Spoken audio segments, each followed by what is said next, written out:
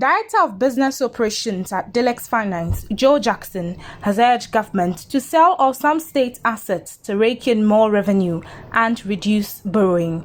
Now, with respect to the budget, we want to see what the government will do long term to reduce the borrowing and to raise revenue.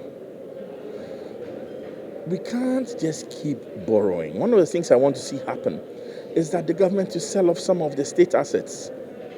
Some of the big stakes in some of the companies must be sold so that the revenue requirement for next year will drop a bit. Right?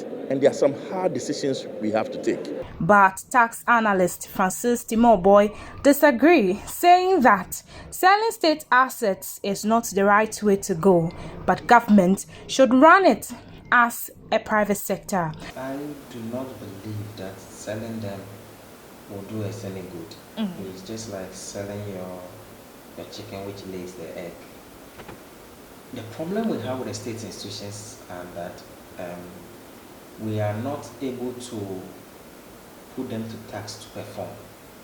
Look, we have state institutions that perform essential functions and they can be profitable.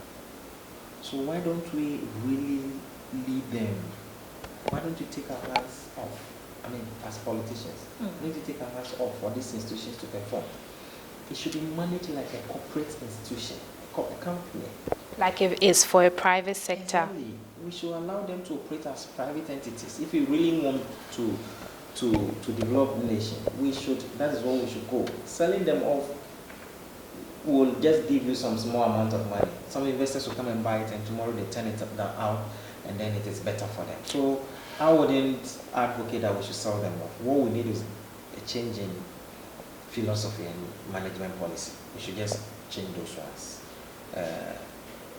And maybe sometimes government appointments onto those boards, we can stop them, give it to private entities for them to manage. You understand? Then I believe that will rather do us good. For other business news, Nanya Macaulay in Accra.